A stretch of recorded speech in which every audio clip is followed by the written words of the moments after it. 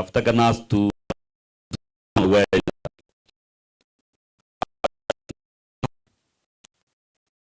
Deputy Governor,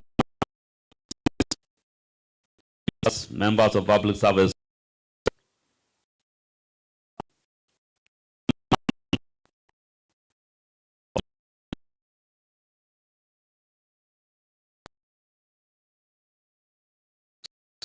have opportunity to welcome the County Secretary through make a few remarks as we commence this very, very important ceremony today.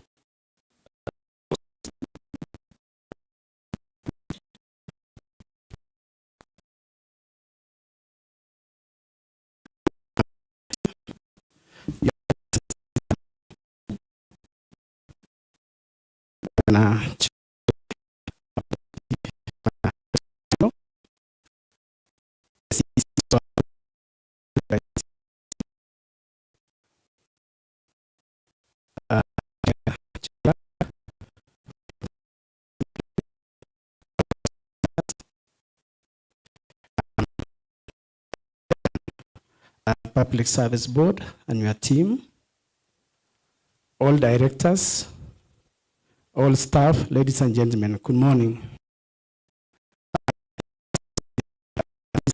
A great day.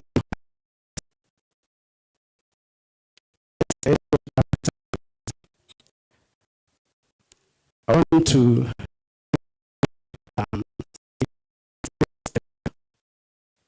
in terms of service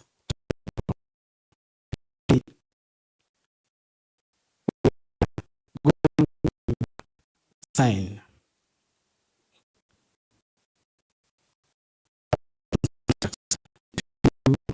and the objective.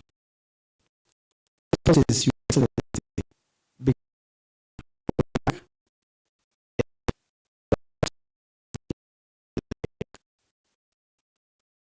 team or to make sure they these guys. Your Excellency, allow me to introduce the team which actually led us this process up to the far we are. So I want the Secretariat to come in front so that Your Excellency, you can know who are the team lead in this particular exercise.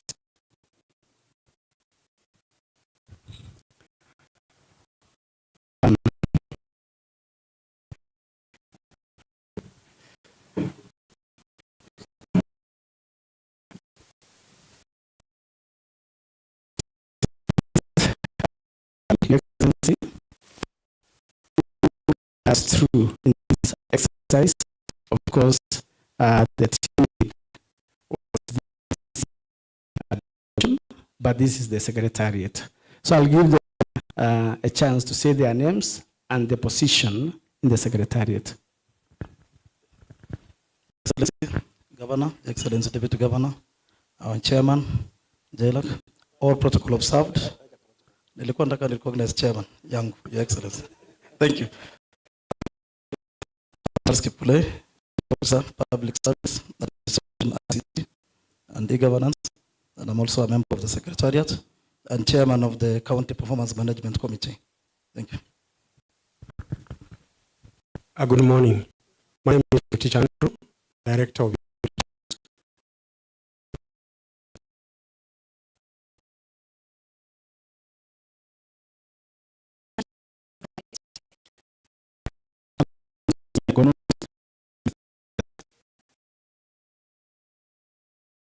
Assistant Director, member of the Secretariat. Your Excellency, my name is also a member of the Secretariat. Your Excellency, sir, all protocols observed. My name is Dora Sawe, the County Coordinator, County Performance Management Unit. Thank you. And I'm Luka Kibiaken, a member of the Secretariat, Director of Administration. Let's give them an applause as they sit down. That team, Your Excellency, did a good job. I know departments were pushed. They might have pressed shoulders with many of us, but I want to thank you for cooperating with them and ensuring that today we have our PCs ready to be signed. Your Excellency, I know you have a manifesto. We have a county integrated development plan. We have an annual development plan. What will activate this is the PCs, our commitments as departments, which we are going to sign today.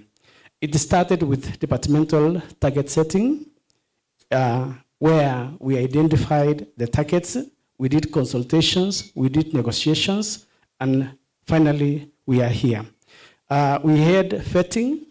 After the departments gave us their targets, the team went from one department to another to ensure that we have a PC which meets the standards. And I must congratulate that team for quality and ensure that it is within the level which is needed. Today, we are on the third stage of official launching.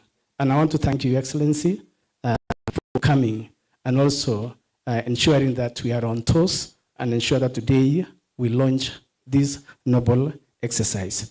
Your Excellency, what will remain will actually be the implementation, which I want to urge our colleagues and the entire public service, that this exercise will be meaningful to us when we ensure that the implementation process is up to the expected standards. So I want to say we are so happy and we are grateful, and I want to thank you and your government for actually supporting us in this exercise. I know in your budgetary allocations, you have given each department resources, and we are going to use those resources prudently to meet our targets and to make sure that service delivery in this county is to benefit our citizens. Thank you, Your Excellency. Those are my remarks, and I don't want to spend much time. I want just to lead the process to the signing of the performance contracts, and I want to ask you, Your Excellency, just to change your position and move to this point.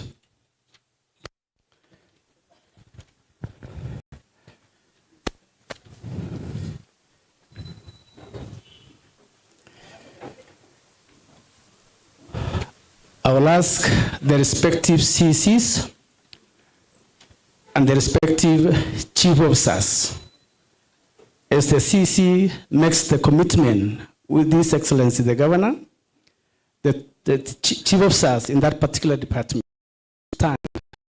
So I'll start with the CC, Your Excellency, for devolution, public service, administration, ICT, and e-government.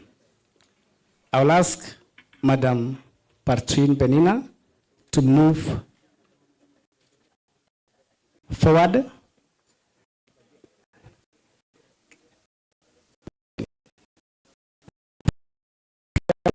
Can all of us see?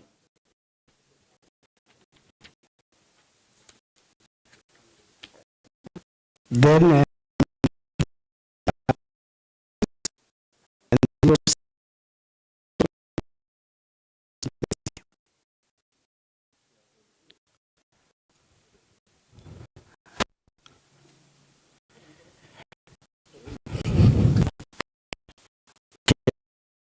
you will sign your part, and Dora and Julius will move the document to the governor to also append his signature.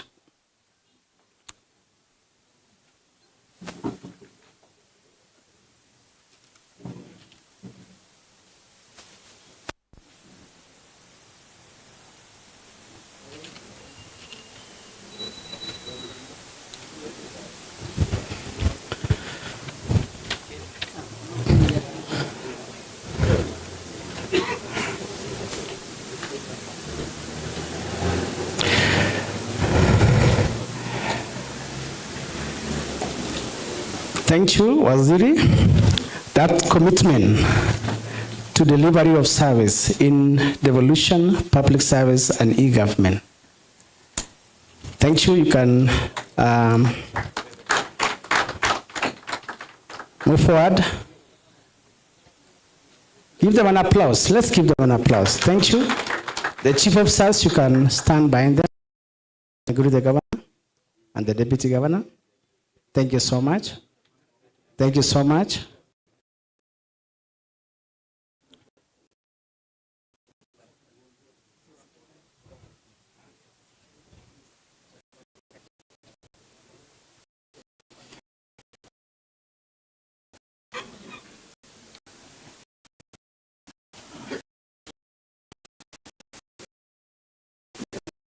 Okay, let's clap for them.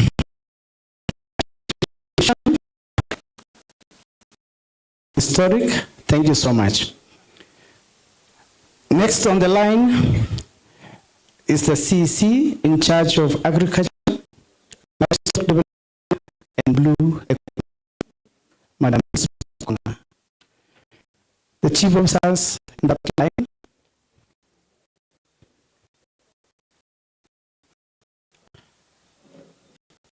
CHEBOI.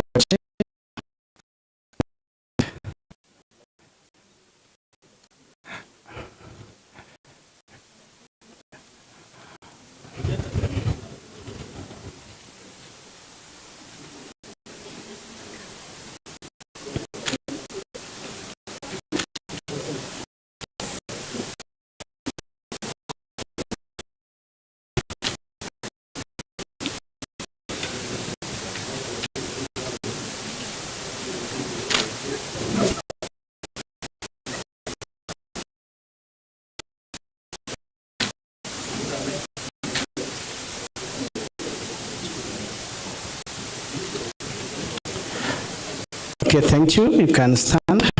Go next to the deputy governor as you receive.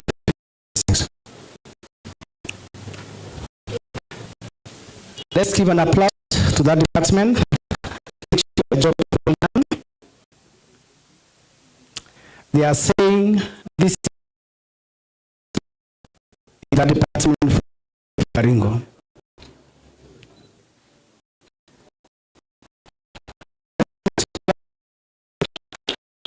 See medical services and public health. Please come forward.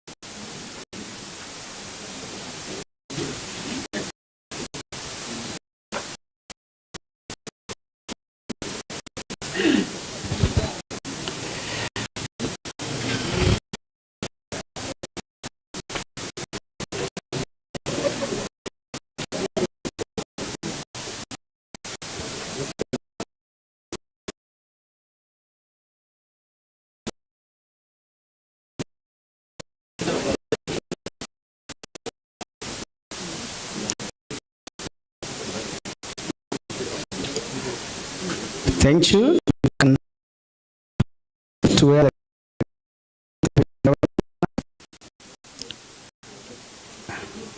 Daktari.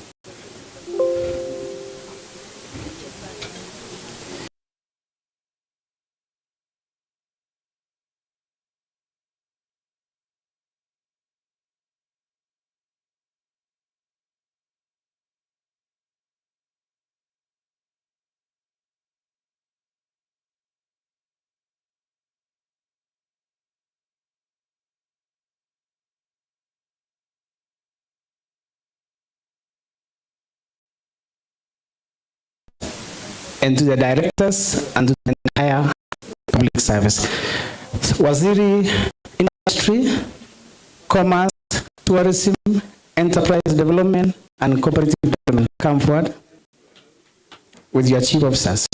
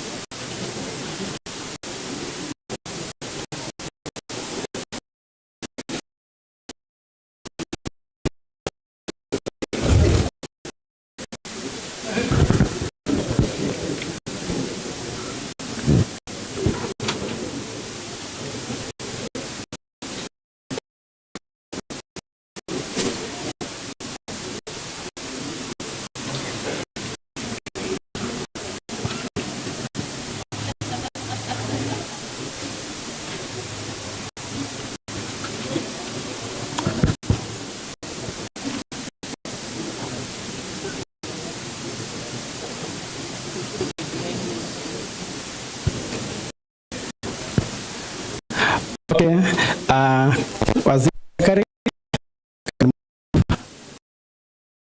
Is then well done.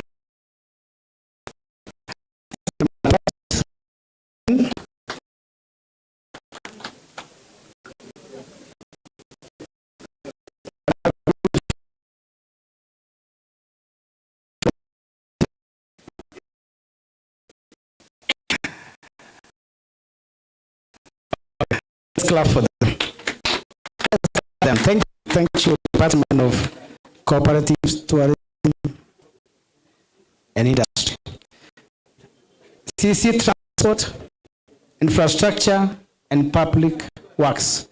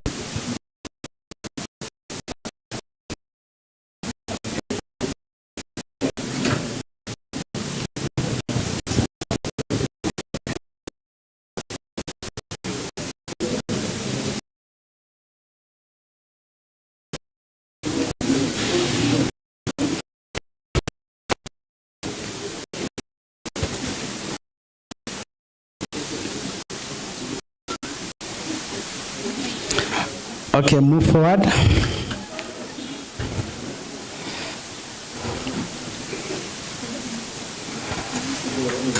Thank you. Let's clap for them. Thank you, Transport.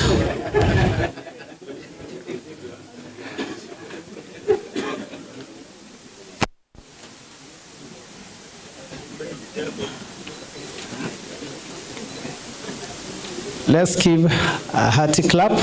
Thank you, that department. The next is Finance and Economic Planning, our Treasury.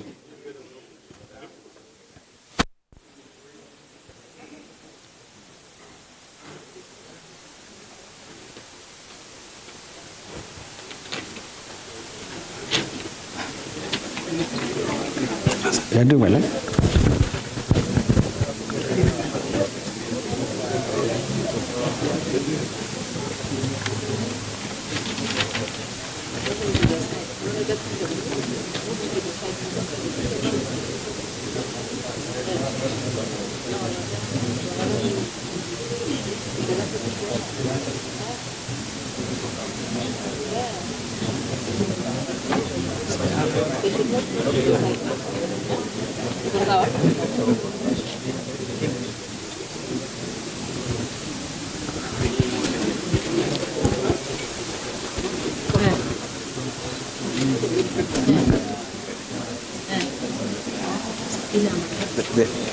ndio line up. Yeye ilikuwa imeshika, kila mtu anakuja na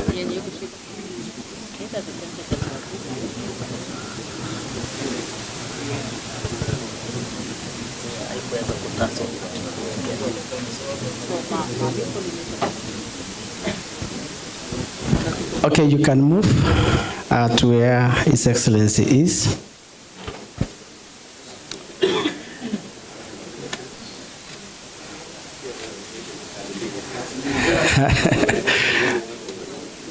Okay, clap for them.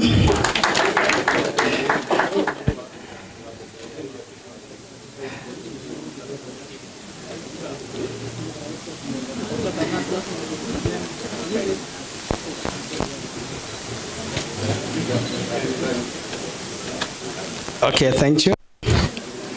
Thank you, Finance and Economic Planning. Next is Youth, Gender, Sports, Culture and Social Services. Maureen Lemashep, karibu with your team. The youthful group.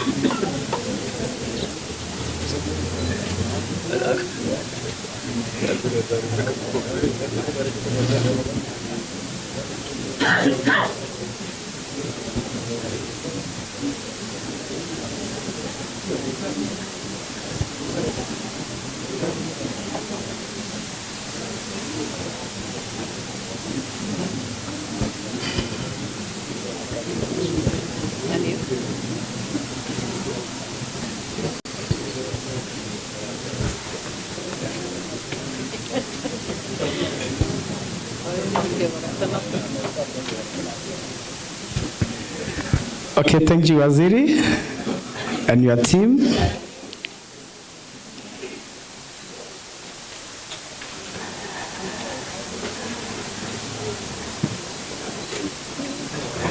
Asante.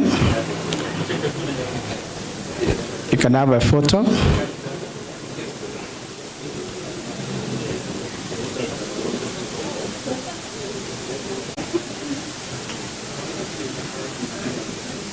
Okay, let's give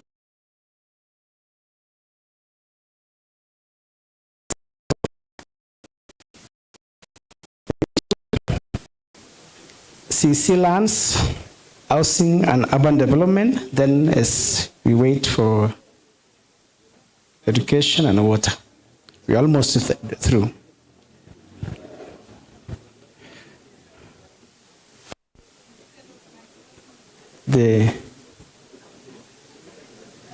Thank you.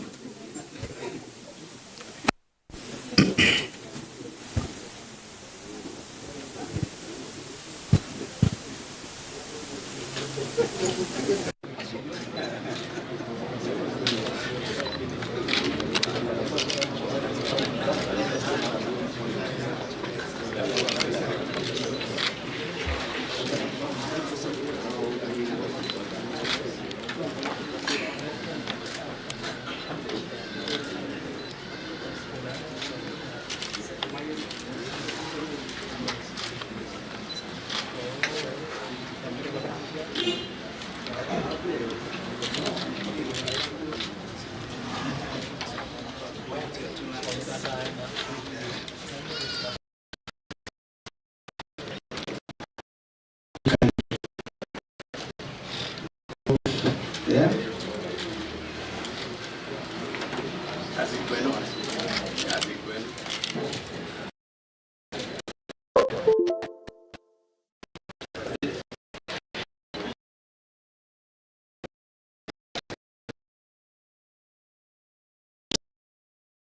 Thank you.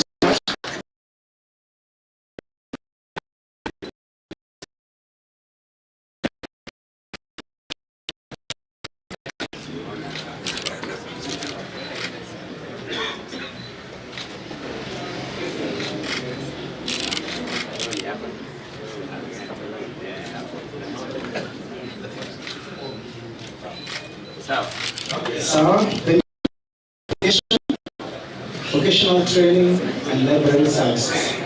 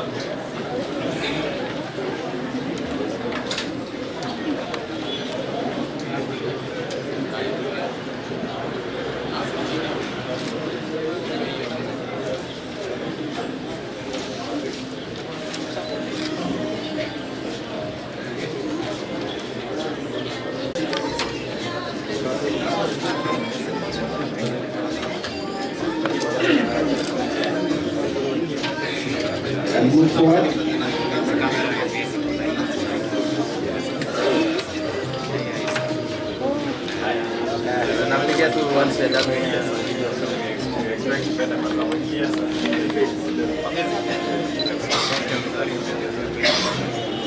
Thank you.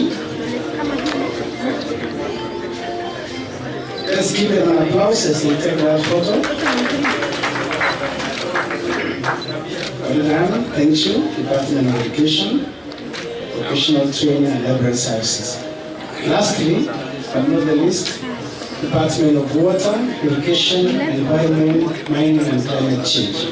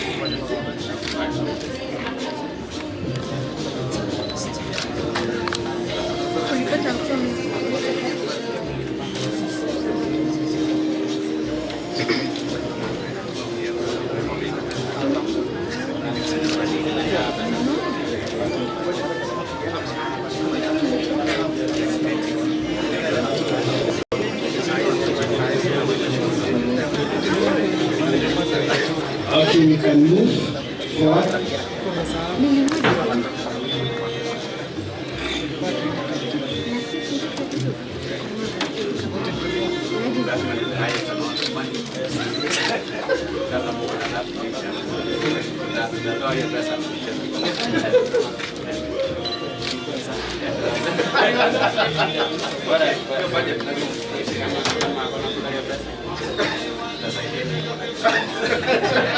Thank you, Department of Water. Can you give them an applause, please? Thank you, well done. Well done. Thank you so much.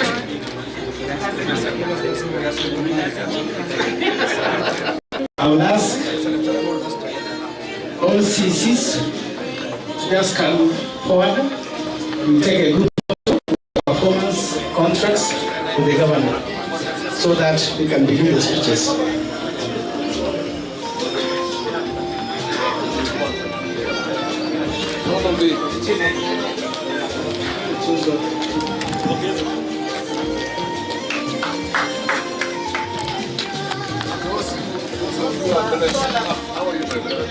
Your Excellency, I request you to join them for a group photo with your deputy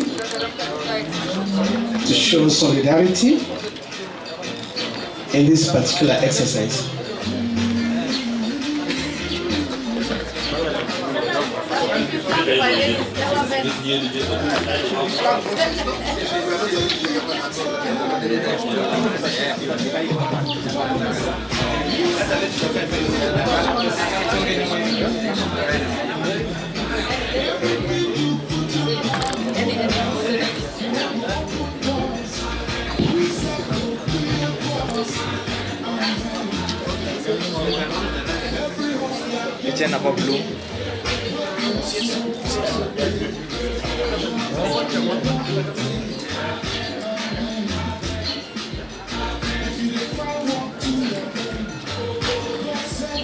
Sawa.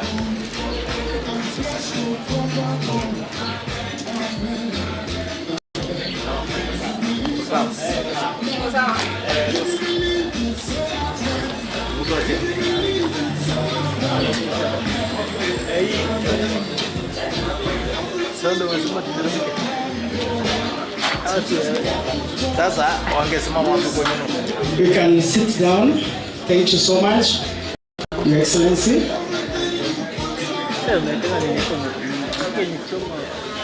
Okay.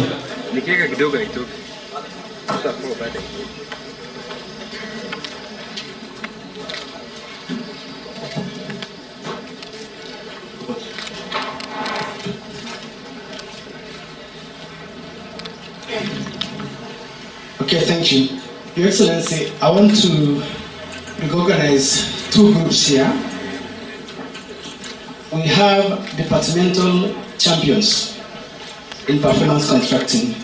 I want us to give them an applause. They did a good job in their departments. Are they here with us? At this time where they are. Please, departmental champions, come forward. Your Excellency, this team, as the Secretariat worked very hard, the departments were led by those ladies and gentlemen who did a wonderful job. Thank you so much. Remain seated. Thank you so much. The next step, Your Excellency, is we are going to cascade. And each CEC is going to cascade to the chief officers, and the chief officers are going to cascade to the directors, and the directors are going to cascade to the lower cadre of the staff. So that is the next step. And Your Excellency, we have one body here, the County Public Service Board. They will be our referee, and the performance appraisal forms will be given by the Public Service Board for the entire staff, and mid-year evaluation will be done in December, January, and end year will be done in July. So we expect each one of us to play their role, do their part to ensure the success of this process. With those many remarks, allow me, Your Excellency, to invite, maybe before inviting, I'll ask, is our choir here? Let's have a presentation. All right, go ahead. Thank you, sir. Thank you for your advice.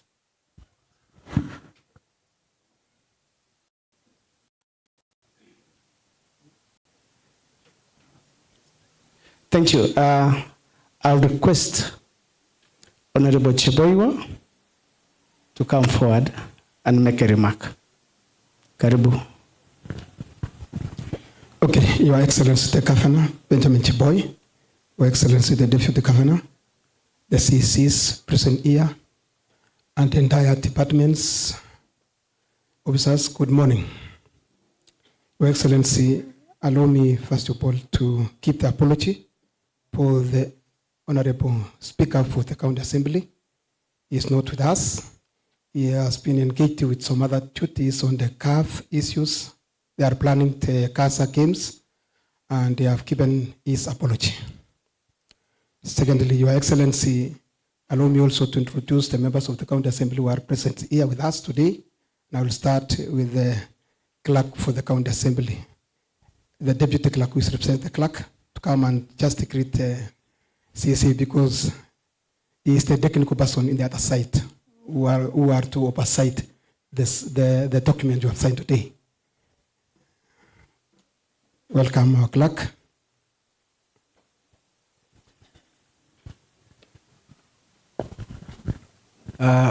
Your Excellency, the Governor, the Deputy Governor, CCs, CEOs, directors, and county staff, good morning. My name is James Warata. I've come with my team to witness the very important activity of our county. So we are together. Thank you. Yeah, thank you, Deputy Clerk. Also, I have my colleagues who are here. Honorable Sotoy, you can stand and greet these honorable members. Honorable Cynthia Cherotich can just come. Any other member who is around? Okay, I've seen the two, so karibu. Your Excellency, the Governor of Baringo, Benjamin CHEBOI, Your Excellency, the Deputy Governor, Engineer Mayo, Your Excellencies, honorable members, the CECs and the chief officers, all the other dignitaries here, and contract, and we in the Assembly, this will take this county to the next level of service delivery to the people of Baringo. And Your Excellency, with your determination to serve the people of Baringo transparently, this is well evident today by the signing of the performance contracts. And we are hoping that this will cascade down to the directors and all the other staff so that the people of Baringo will be able to have efficient and effective service delivery.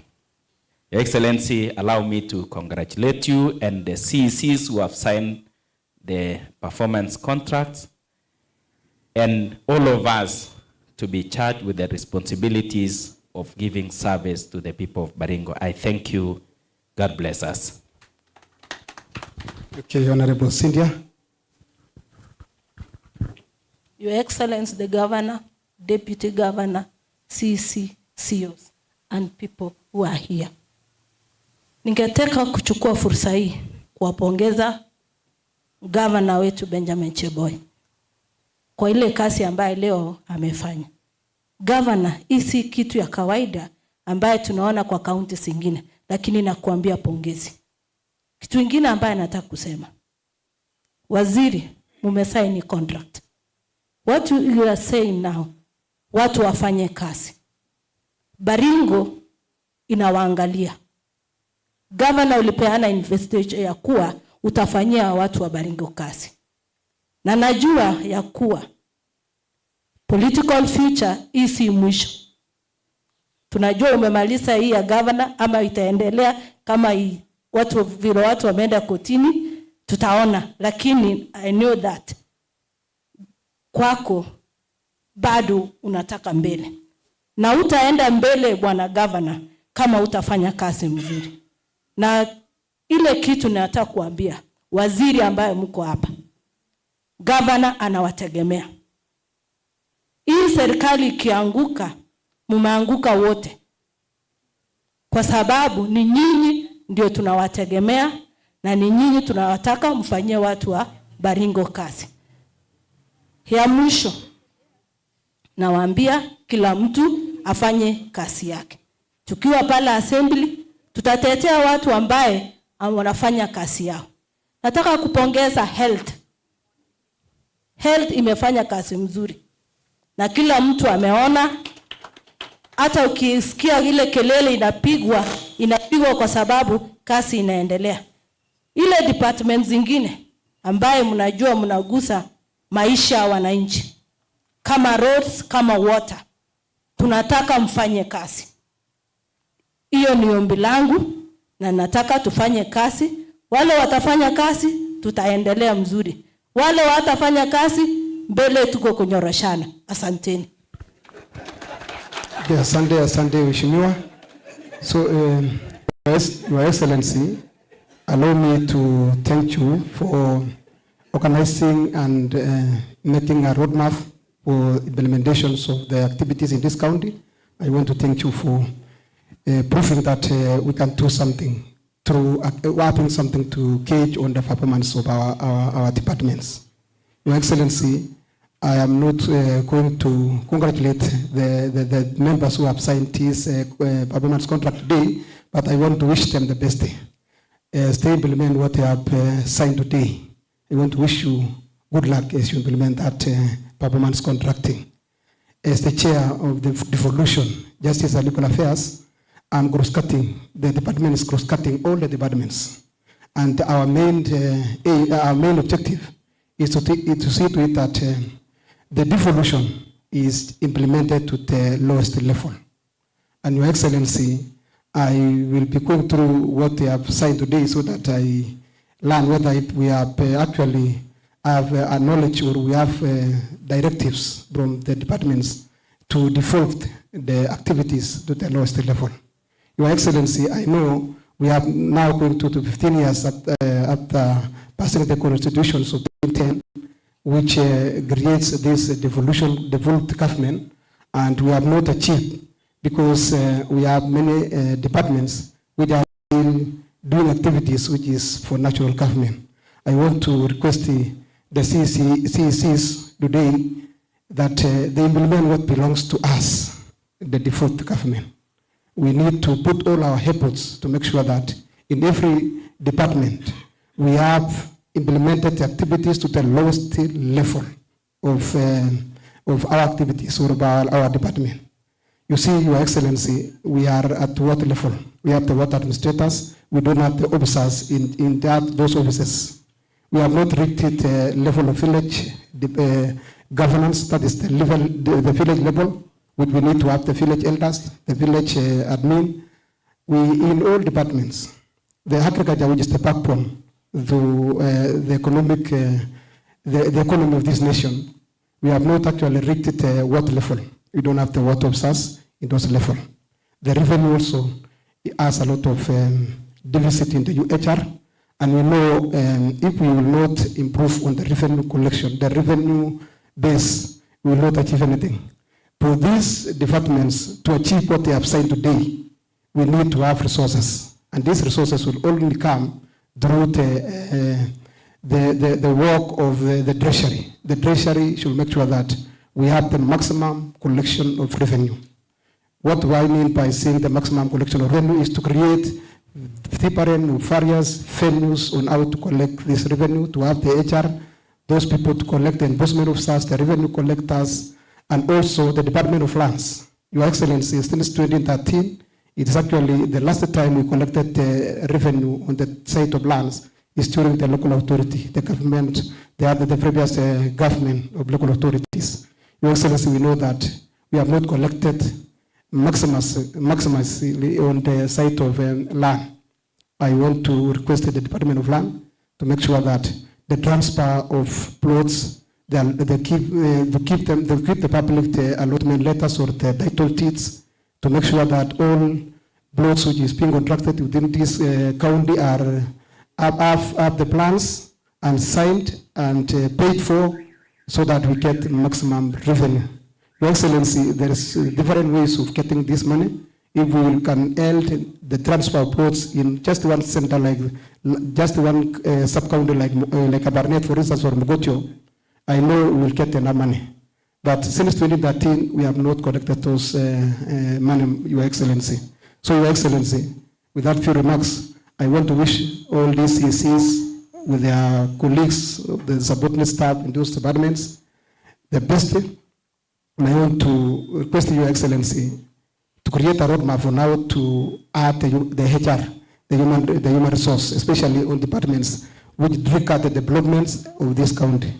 Your Excellency, if we will not have the revenue clerks, we will be just depending on the national government, and we need to be self-reliant. We need to rely on ourselves. If we can get enough revenue collectors with their enforcement, we will get enough money. We will need also to create the county courts so that we collect maximum money on cases and handle those cases which is possible to be handled by the county government.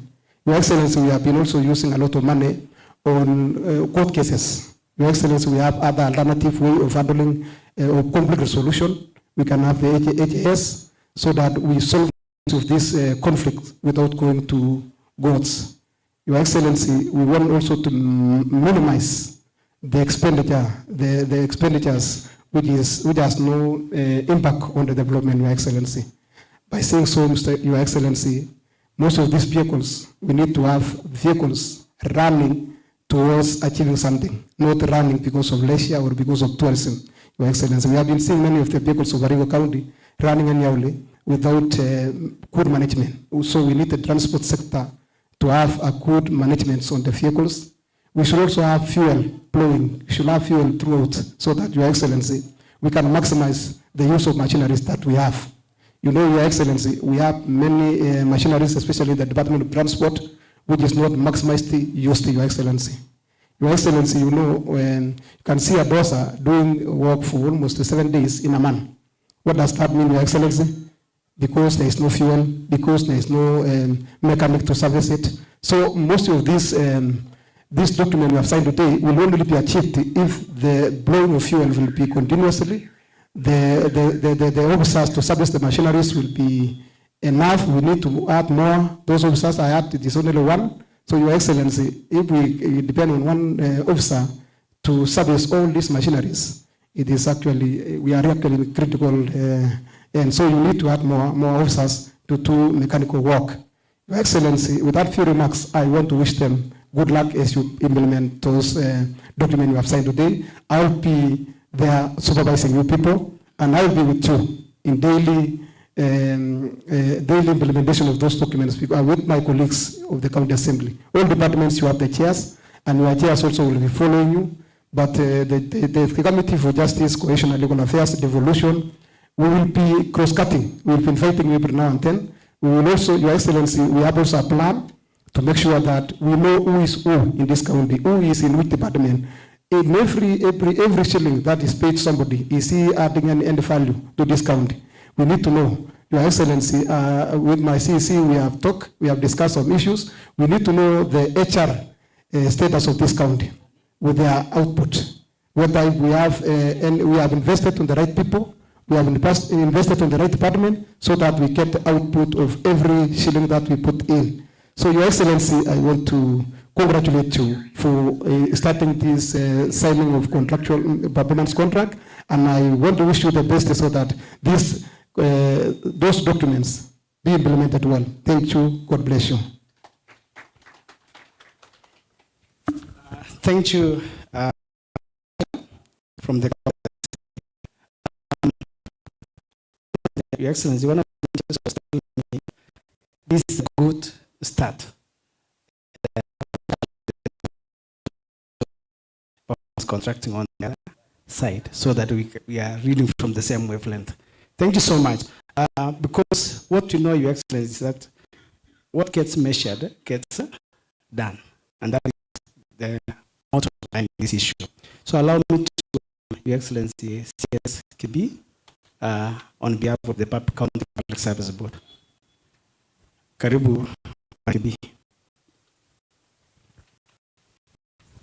Briefly, and then we go to the climax. Thank you,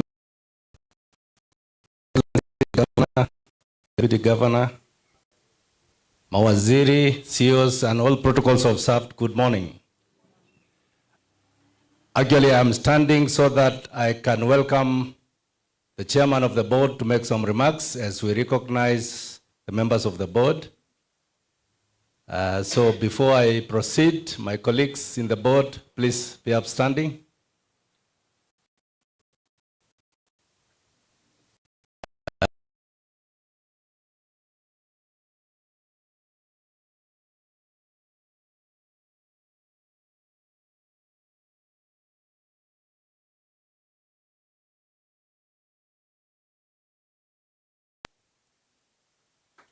Thank you.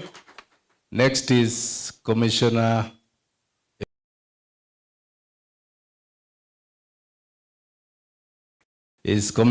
Julius Mung. We want to say, as Baringo County Public Service Board, we're here to support all the operations of the county public service. Our functions are well spelled in the County Governments Act. I'm sure on Section 59 of the CGA of 2012, and as amended later in 2020.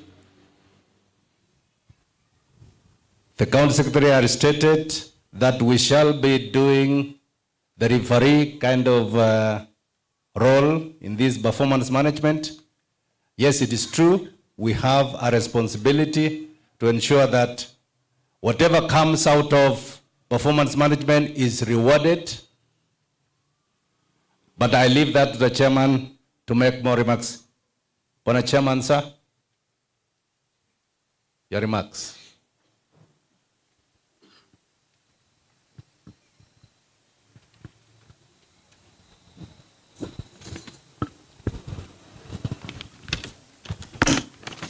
Your Excellency, Honorable Benjamin CHEBOI, Your Excellency, the Deputy Governor, the County Secretary and the Head of Public Service, CCs, President, Chair, Legal Affairs and Devolution from the County Assembly and the MCS, members of the board, and the entire staff of the Baringo County government. Your Excellency, I stand here being very proud and very happy.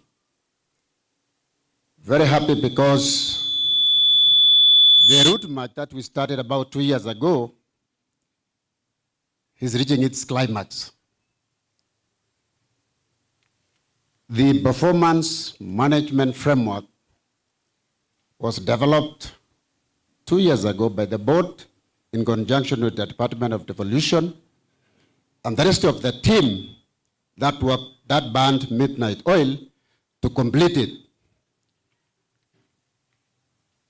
Unfortunately, immediately it was completed, it became latent, it went into sleeping mode and stalled. Your Excellency, thank you so much, because you have come to ensure that the train leaves the station that it stalled. We appreciate. Your Excellency, the implementation of this performance contracting is very important in delivery of service, because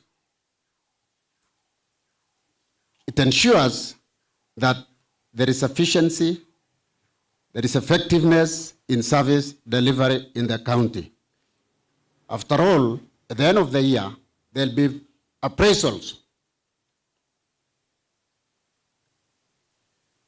And those appraisals will show the performance of each and every staff in the county. So if your performance is below average or poor, definitely you will earn sanctions. So the purpose of this contract really is to be the basis for promotions and rewards. Those who will have done exceptionally well will get rewards. Those who have done poorly will get sanctions. This is where you earn your 13th salary. I went to Kakamega and I found quite a number of officers who are earning 13th salary every year. Our role as a board, Your Excellency, is advisory, or rather the mandate of the board in this matter is advisory on the implementation and monitoring of performance management systems pursuant to Section 59(1)(I) of the County Government Act. So, Your Excellency, ours is to support the staff of this county, advise the executive to the best of our ability and knowledge, and we are available always for that purpose.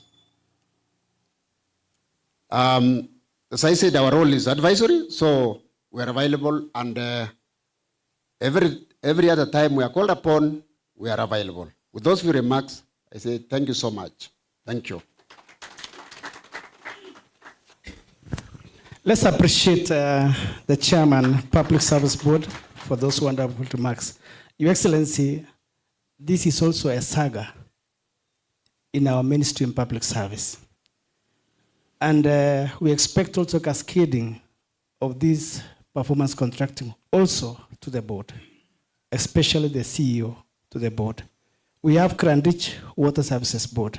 We have Chemosusu Water Services Board, and also we have the Municipal Services Board. So all the sagas also ought to be in this performance contracting so that we move as one.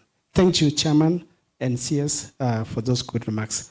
Allow me, Your Excellency, to invite Honorable Penina Martin, the CEC Devolution and Public Service Administration and Government, to make a remarks. Karibu Waziri.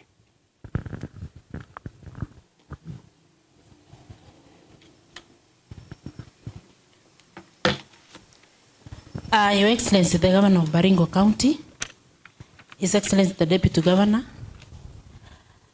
the Chairman of Jailer Committee, the MCS present, my fellow CCs, CEOs, the directors, and the entire staff, good morning. Good morning once again. Allow me, Your Excellency, to make a few remarks on this very special day for our county government. We are all gathered this morning just to appreciate this important exercise in the history of our county. As departments, we have committed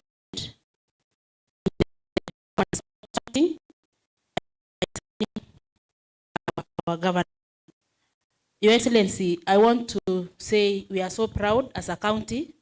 I was doing my research, and out of the 47 counties in this republic, we have 27 counties who have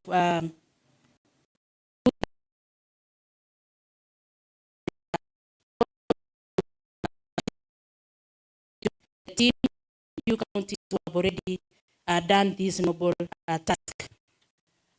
Your Excellency, what we have done as departments is just to interact our ADPs, CADP, and we have highlighted categorically what we need to achieve, how we should achieve it, and the approach we are to the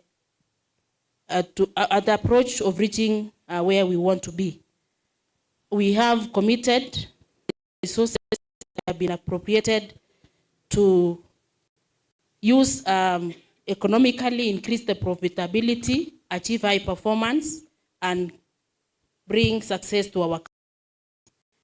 Therefore, as a department of public service, we are committed to ensure that we provide that is needed through our secretariat. You've seen they are a very able team. And I want to say that this team were trained by the Ministry of a unit called Performance Management Unit, and therefore they have the expertise that is needed to cascade and also to oversee this program of performance management. And therefore I want to say, Your Excellency, that we are committing by the grace of God to deliver to the residents of Baringo who have given us the mandate to serve them and improve the quality of their lives in this year. And I want to report to Excellency and appreciate the immense support and from all the departments. The CS mentioned earlier that it was not easy. We have worked together. The department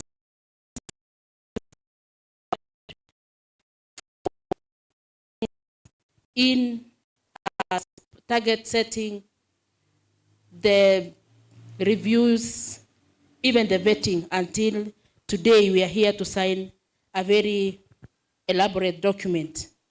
So there is need also to appreciate that performance contracting and management, it is not an event, it is a daily improvement of service delivery. It is a progressive program that we should measure on a daily basis as an individual and as an organization. So, as a county, let us embrace this culture of work. Let us work, have ability to monitor, evaluate, and act on the results. Afterwards, we are going to do evaluation, and we will use the results from the evaluation to improve, so that next year may not be like this year. So, Your Excellency, we are committed, and we are going to work as the rallying call for this county that we have to deliver as one. And therefore, I'm calling upon all actors, because the CCs we have committed, but this is just a burden we have carried on behalf of departments. We are going to cascade to the chief officers, to the directors, up to the lowest level possible. And therefore, I want to call all of us includes the County Public Service Board, even the County Assembly, the public. Let us support each other, because we are serving one person who is the resident of Baringo. Therefore, let us all deliver as one. God bless you. Thank you. Now, thank you, Waziri. He has spoken on behalf of the CCs. She said, let's deliver as what? As one. And this is a burden they have carried on behalf of the departments. That means it's not for the CCs, it is for all of us. So the chief officers, the directors, the entire public service, let's work as one. Doing this will ensure that our public service is efficient, is effective, and accountable to the citizens of Baringo. Thank you so much. Allow me to invite His Excellency, the Deputy Governor, Felix Mayo, to continue from there. Karibu, Your Excellency. Thank you so much, the CS. Your Excellency, the Governor of Baringo County, Benjamin Chesire, and all protocols observed. Good morning. Good morning once more. This is a great day for Baringo County. It's a great day because we put ourselves to task. We put the CCs to task. As you are aware, our governor on the 25th of August in 2022, he signed a contract, SPC, with the people of Baringo County for service delivery. I signed mine on 11th of November 2022. So we already have our PC with the people. As you are aware, we campaigned, the governor campaigned, and he made pledges to the people of Baringo County as per our manifesto. And today, we are signing, the governor is signing the PC with the CECs so that they can be able to support in the delivery of the PCs. To the CECs, you are chosen among the many. You've got the skills, you've got the brains to deliver the county to a greater heights. This can only be achieved if we work together, stand together, work in unity, work in sync, and also we work together as colleagues. The CC has said we need to deliver as one. That's our rallying call as a county government of Baringo. And the national government has a approach, one government approach, which is similar to ours, which is delivery as one. As you sign your pieces today, I'd like to encourage you to cascade it down to the CEOs, directors, and the rest of the county staff so that we can be efficient, effective, accountable to the people of Baringo County Government. We have no room for failure.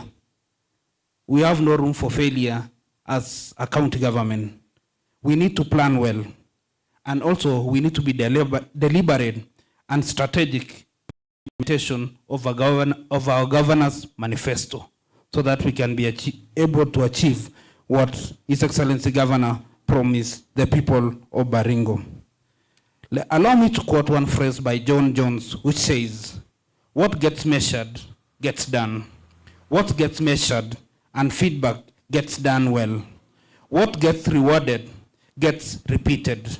That should be the common phrase as we go forward. Na kumalizia, tushikane mikono wote, tufanye kazi kwa roho moja, na kwa umoja huo hii Baringo tutaona mabadiliko. Let me challenge you. We need to be ranked among the best counties in this country. And we can be ranked the best if we work together and support one another. Let's be disciplined and let's respect the working hours and support our governor in delivery of his manifesto. I am there to support him fully, and I'll be standing there to give support to the CCs and all other county government staff. So with those few remarks, allow me to invite His Excellency, the Governor of Baringo County, to make his remarks. Let's be upstanding, please, all of us.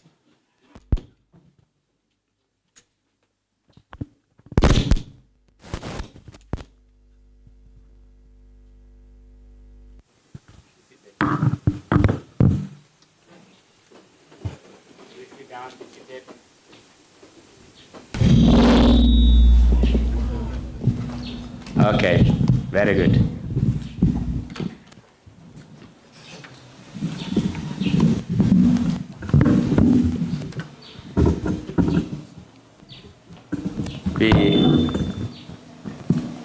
The members of the County Assembly present, County Executive Committee members here with us, the Chairman of the Public Service Board, the Secretary and CEO of the County Public Service, the County Secretary, board members, chief officers present, directors, the champions of this performance contracting process, ladies and gentlemen. I am delighted to be here this morning to participate in this significant and solemn endeavor aimed at upholding a standard of excellence in the delivery of the public services. We are gathered to formalize this commitment by having the County Executive Committee members sign performance contracts.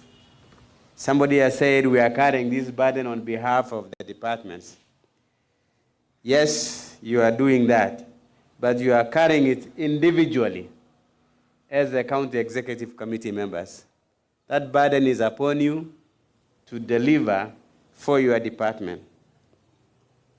I would like to extend a warm welcome to each of you as we gather here to both engage and observe this significant event. This occasion signifies the commencement of our concrete implementation of our performance management framework within the Baringo County government. This is not a new exercise.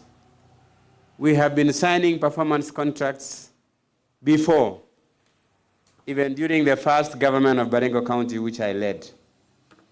We have been signing performance contracts at the level at institutions that some of us have led. So what we are doing today is reinvigorating and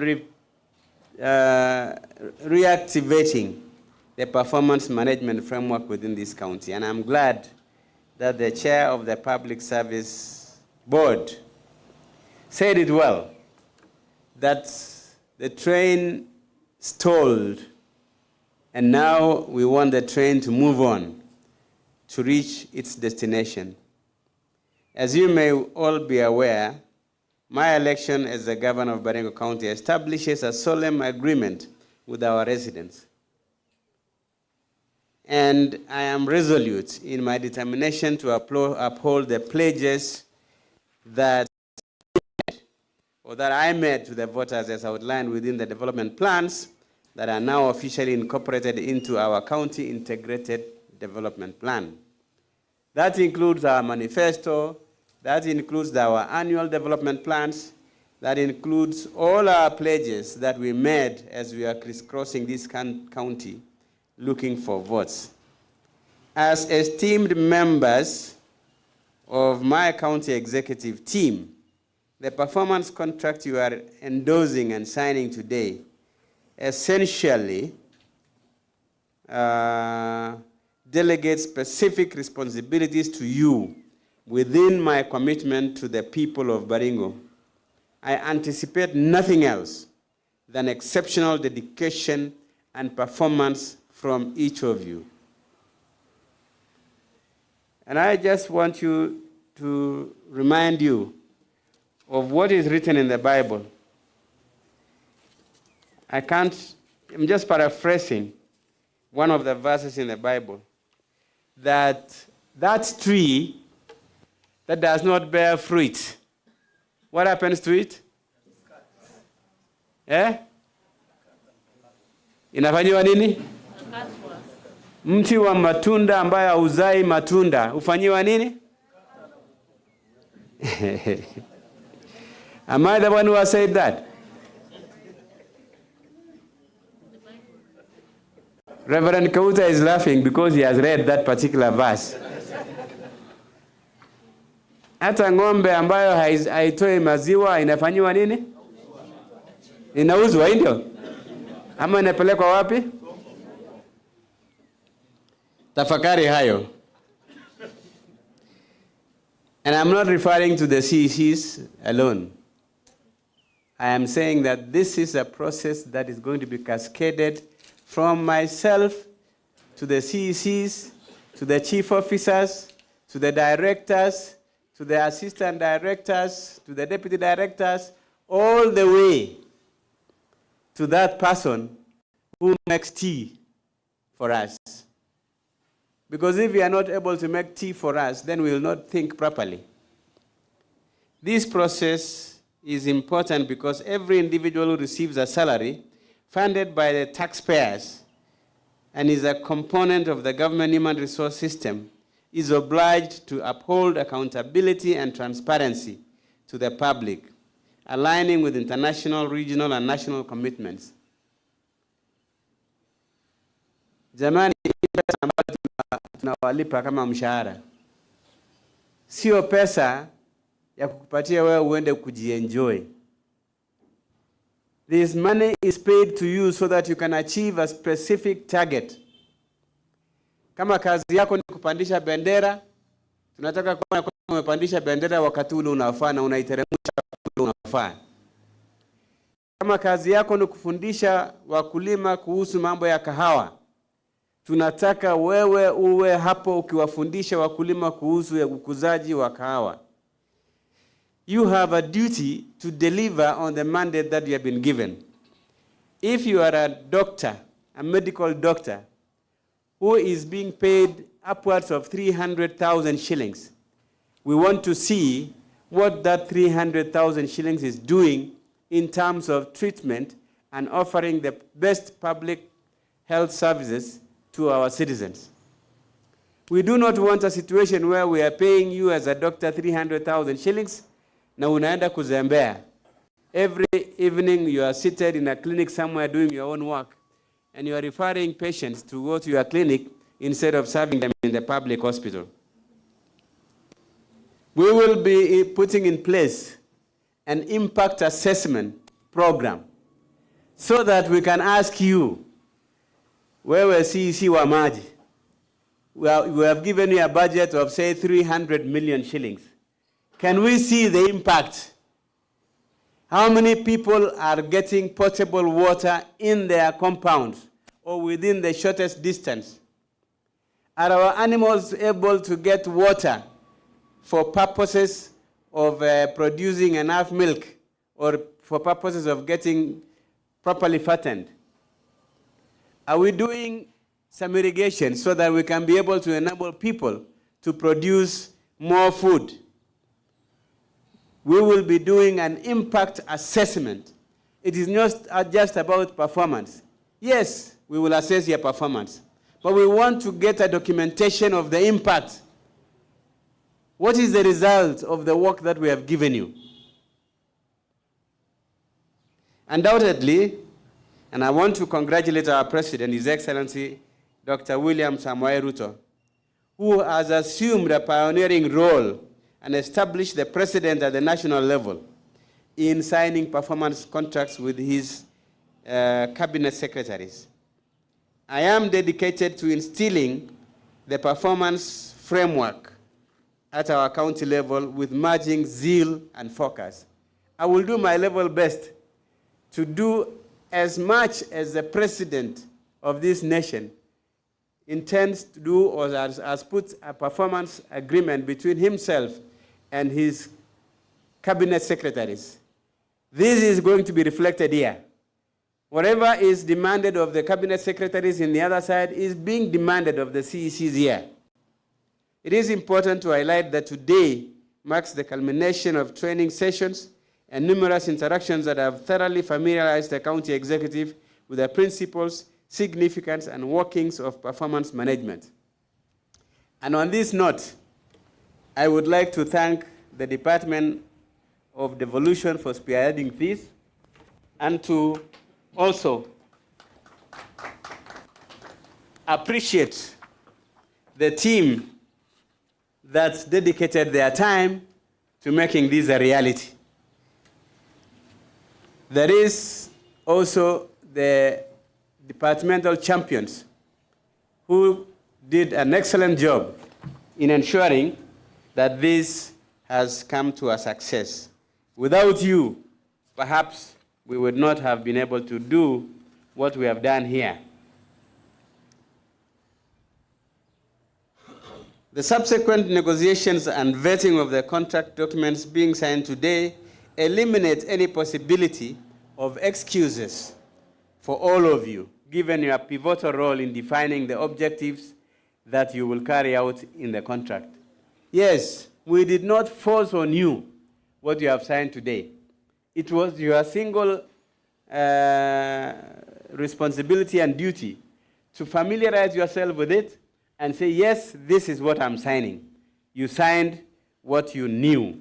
And when we will be evaluating you, we will be evaluating you on your commitments and not necessarily our dictation to you.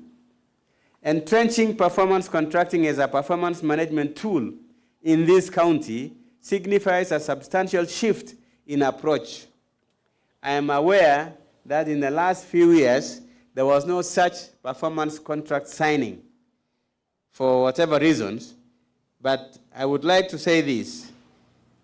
Henceforth, and at the conclusion of each evaluation period, every one of you must showcase your accomplishments and illustrate the ways in which the programs, projects, and initiatives you execute will have positively impacted our constituents. We have a research department, and we have a performance contracting unit. It will be the singular responsibility of those departments to measure the impact of the commitments that we have said today. If we have said we are going to ensure that the time taken for a patient to enter a hospital and be given sufficient treatment will be 10 to 15 minutes, that is what we'll be looking for. If we have said that we want to make sure that all our vocational training centers have enough number of students and are being taught properly and are graduating students, we want to know how many have graduated in each and every polytechnic every year, and how many have been able to get sufficiently trained so that they can perform for themselves when they go to the field. These are the hallmarks of success. It is not just about signing a performance contract, it is about delivering, like has been said, delivering as one. This should be within the established budgetary allocations and according to the timelines that we collectively established today. And let me thank the chairman of JLAC, my good friend, Honorable CHEBOI, for saying some very important things. That we have done a negotiation on the budget process. Granted, there are challenges with the budget. We have a challenge with the budget resource. And we will still be discussing with the county assembly on how we can manage these budgets. The budget is very tight, and there are certain things that we would like to achieve which have not got sufficient budgets. But going forward in our supplementaries, as we prepare these budgets, we shall be able to try to align this budget to the functions that have been written today and the commitments that we have given so that we can be able to execute. Of course, we call upon the county assembly to play its pivotal role in providing oversight. But that provision of oversight is linked to approval of the budget. Now, if we don't have sufficient budget, then there will be nothing to oversight. We cannot implement programs when the budget is not sufficient or when it is not properly aligned. As the head of departments, you hold the overall responsibility for overseeing performance contract, negotiations, design, vetting, implementation, and oversight of performance monitoring and reporting and annual performance evaluation for your respective county departments. I tell you, you cannot achieve what you have signed in this contract if you do not specifically ensure that you sign similar contracts with those that are below you. The engines of implementation of the contracts that you have done are the chief officers, the directors, the deputy directors, and all the heads of the various units. So be prudent in ensuring that you sign what is going to make sure that you succeed in delivering on what you have signed today. This responsibility is outlined in Section 47 of the County Government Act 2012. I therefore call upon you to take on the task and swiftly disseminate this process to the chief officers, the directors, and to every level of the public service. By doing so, we can harness the unique contributions of each member of our workforce, thereby unleashing the full potential of our public service. Ladies and gentlemen, it is not just about signing the performance contract. It is about motivating your staff. It is about making them feel part of the department. It is about ensuring that they understand what they are supposed to do so that they are able to deliver.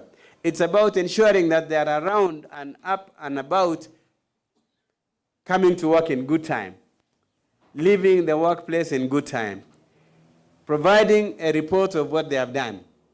I would like to challenge the departments to account for every member of staff time, so that the member of staff must be able to provide you information on what they did on the assignments that you have given in every given day, every given week, every given fortnight, every month, so that at the end of the day you can say, I, as a veterinary officer assigned to Tirioko Ward, did A, B, C, D from the beginning of the week to the end. I was able to treat this number of animals. I was able to make sure that the community there sprayed the animals and so on and so forth. So the accounting is not about accounting for money. It's accounting for what you do for the amount of money that you have been paid. This effort will be instrumental in advancing both your departmental achievements and our collective success as an institution, ultimately benefiting the people of Baringo County. That is the ultimate question.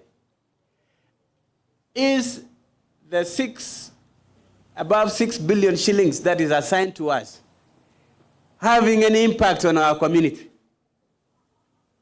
Is the money that is going to be assigned to the municipality of KABARNET going to ensure that the municipality of KABARNET is clean, the people of KABARNET town are able to get water at an appropriate time. The people of KABARNET are going to get good health services.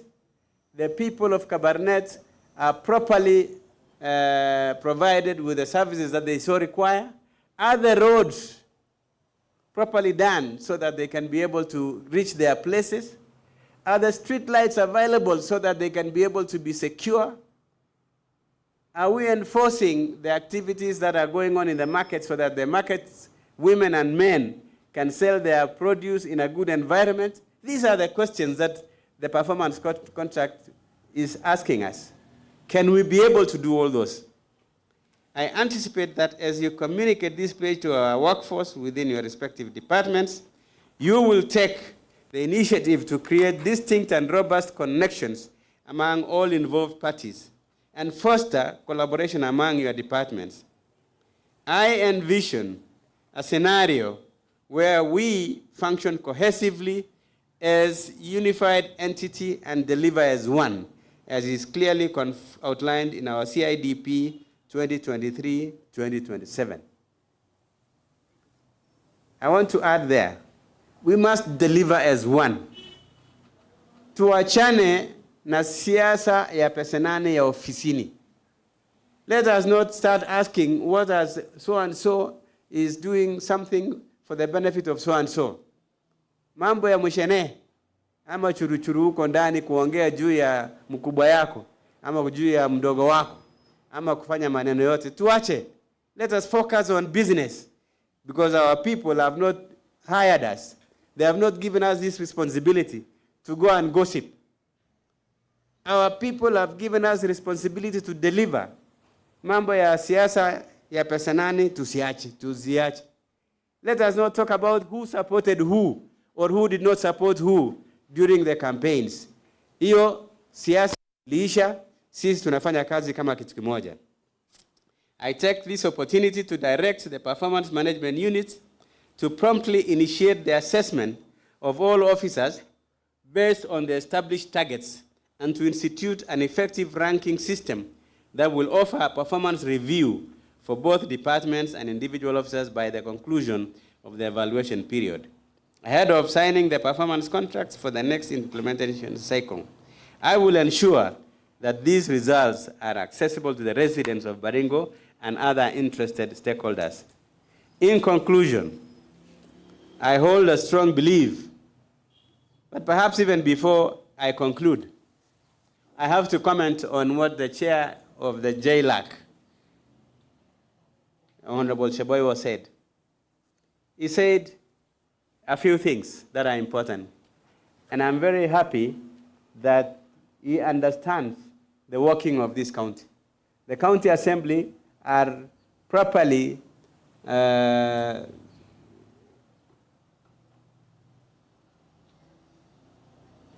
informed of what we should be doing. He has indicated to us that we have challenges in revenue collection and that our only way of survival is not to depend on the government and perhaps the development partners, but also make sure that our revenue is properly collected. While I appeal to the members of the public to participate in giving their side of revenue collection, it is our duty to make sure that we also make sure that we collect that revenue. And on that note, I'm asking the CEC in charge of finance that this will be the real performance contract evaluation for you to ensure, and it is not just you, all the CECs responsible in each department. There is no department that is not supposed to collect revenue. Whether you are in health or social services and sports, or whether you are in water, it is your duty to make sure that the officers there support the revenue collection department in ensuring that we are able to collect revenue. And I want to tell the chairman that we are in the process of establishing a county court.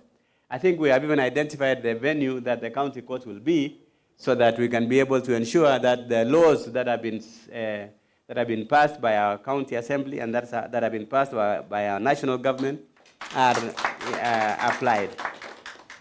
I also want to agree with you that we need more revenue clerks, Although we have a very tight budget, we are going to take a risk and hire more revenue clerks, hire more enforcement officers, because these people will actually pay themselves if we give them the correct targets in collecting revenue. I agree with you that we have challenges in management of our fuel system, so that the performance of our machinery is below average. I want to urge the department concerned, particularly transport and treasury, to ensure that the fuel that has been budgeted for is properly utilized, and that there is a system that can manage the process of use of those fuels. So thank you very much for that particular statement that you made during your speech earlier on. I also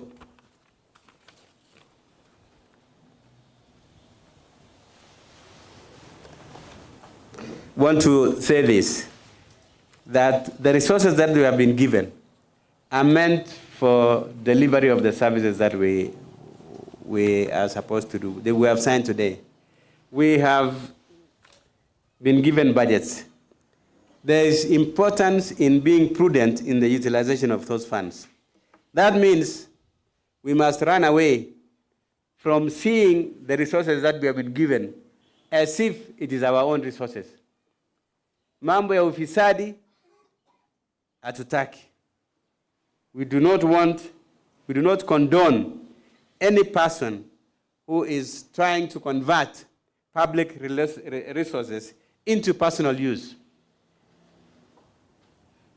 Anybody found doing that will go through the normal procedures to ensure that they become accountable for that.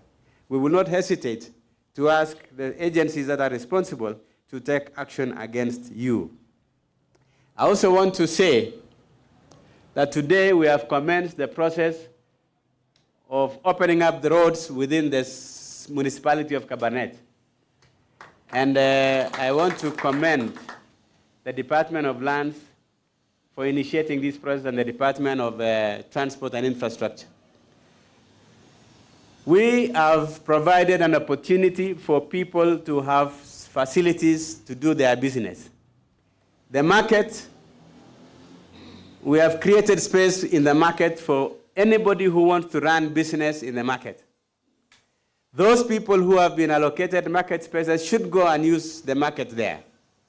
We are not going to allow people to come and do business or to trade in the streets when there is a legitimate place for trading in the street. Anybody who has built a kiosk illegally on the road reserves should remove it before the county government does its responsibility. If you construct anything in road reserve or public land, or you have even attempted to grab any public land, we are not going to allow you to do that. The county government, together with the national government, will do what is right to ensure that the rights of the individuals who have been given space to use are given that right. Hauwezi kujenga nyumba yako ya kufanyia biashara, alafu mtu mwingine anakuja kuweka mali yake katika mlango yako. That person is legitimately paying licenses to run that business. He has spent resources to build that building, and he needs to get it back. Wewe mwingine ambaye unataka kuja katika county, omba nafasi, tutakupatia nafasi kule kwa market ili uweze kufanya biashara yako. We will be going forward, we will be establishing more markets, and we are partnering with the national government because they have facilitated the completion of fresh produce markets that will be improved. Let me also say this. We still have a challenge in KABARNET on the dump site. I want to let the people who live in the place where a dump site has been identified that the issues of dump site is not a local problem. It is there everywhere. Every city and municipality has got a dump site. The most important thing that the county government together with the NEMA will do is to ensure that any dumping of waste does not impact on the lives of the people living around there. There will be systems that will be used to ensure that there will be no problem that will face the residents of this municipality and any other part of the county that we cite a dump site. Na mwisho, ningependa kusema bado tunafuatilia mambo ya Kirdam ili gharama ya kuleta maji katika Kabarnet ipungue, na tunawasiliana na Wizara ya Maji katika national government to ensure that we are able to complete the projects that were started, Kirandich Phase 1 and Kirandich Phase 2. We are on it, and we promise the people of Kabarnet that we are seriously moving towards completion of those projects. In conclusion, therefore, I hold a strong belief that you will step up to the challenge and achieve remarkable achievements or accomplishments, bringing pride not only to yourselves, but also to the entire community. I want to tell you that the public are watching. You, as a CEC, they are evaluating you. And I can tell you, perhaps one day you might express an interest to be somebody somewhere. The public will support your cause if you achieve what you have been given to achieve today. As the chief officer, if you do a good job, God will reward you. The head of the public service, the chairman of the public service board, has said that at the end of the day, there will be rewards and sanctions. Those rewards may be given by the county government or may be given by the wananchi. Who knows? You might as well become the next governor, depending on how you perform. This position is not written for any particular individual. It is anybody who performs his job well. And wananchi will actually approach you and say, tunaona wewe unastahili kuwa governor. And I can tell you, in 2013, because of the work that I did at the Higher Education Loans Board, wananchi came to me and said, Mr. CHEBOI, you have done a good job for us. Kindly run for governor. And that is the time I was given to be the governor of Baringo County with very little effort. So I'm giving you a challenge. CCs, chief officers, directors, even those who are doing smaller jobs down there, unaweza kufanya kazi yeyote.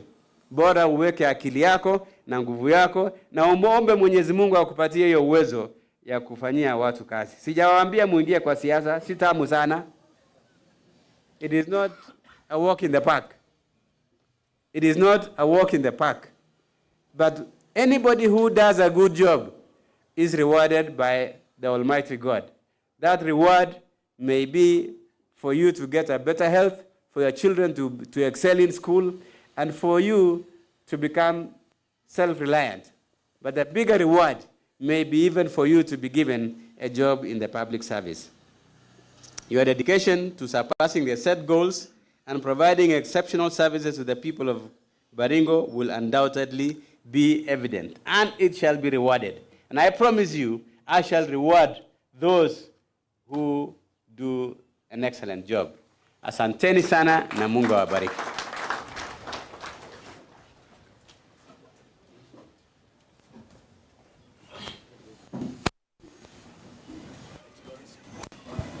Side.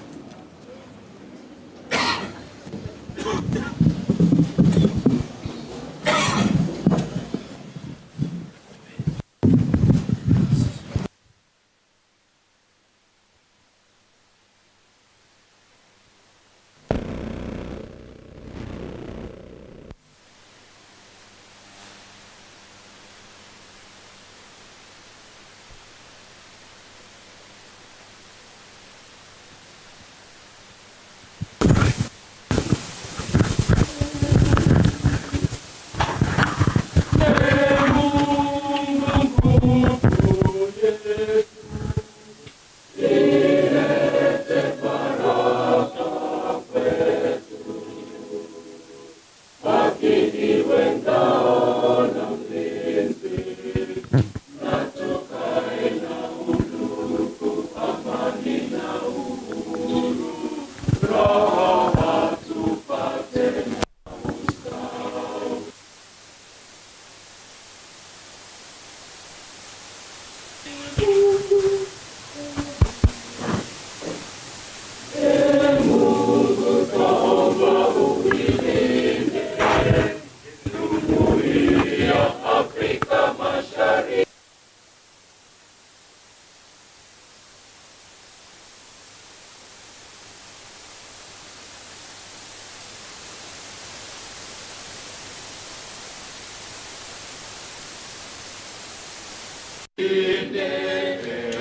tuwajibike, tuimarike, umoja wetu ni nguzo yetu, idumu jumuiya yetu.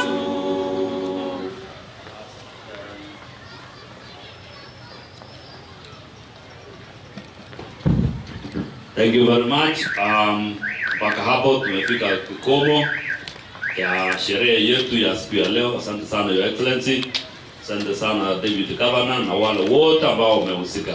Asanteni kwaya kwa kuongoza siku ya leo.